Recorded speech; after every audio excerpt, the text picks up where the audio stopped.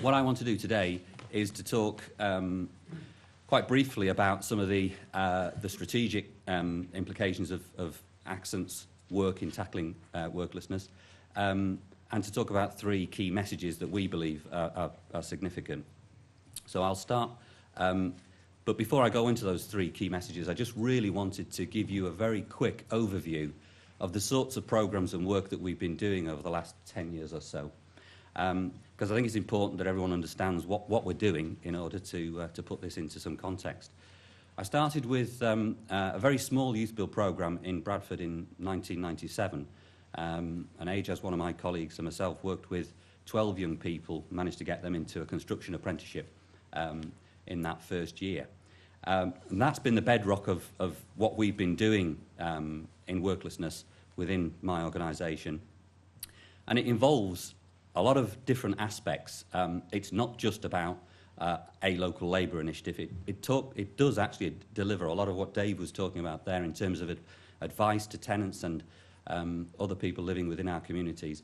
Personal development, learning opportunities, skills training, getting people into a job, particularly within construction. That's where we started, but we did move into other areas, finance and business. We've been talking to local PCTs about healthcare provision as well. So it's a model that works particularly well in construction, but it is also relevant to other vocational areas.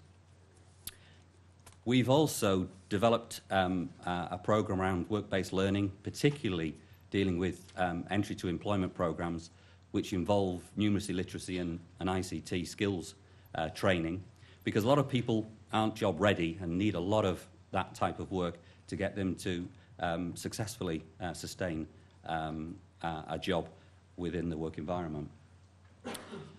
Another major area of our work is in the local enterprise growth initiative area, and in Bradford we're helping the partnership there deliver the Kickstart programme, and we specifically are delivering new business development and or business startups and business growth, particularly targeting disadvantaged groups from the BME community and RSL tenants.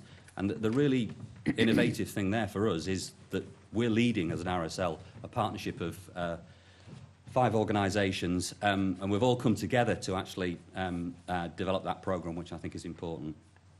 We have a particular passion about making sure that all of the commissioning that we possibly can influence does have an impact on local labour, and that's a big part of the work that my team does. And then finally, we actually now run 3 training centres. Peter mentioned that he came to have a look at our first one in Bradford, and I think that was a really, really important point. You know, buildings are great, space is fantastic, but you don't actually achieve anything unless you've got the right people delivering the right services, and I think that really is what we've been about over the last few years. So just a quick overview on some of the outcomes, because I think it's important, again, to see the sort of context that we've been working in.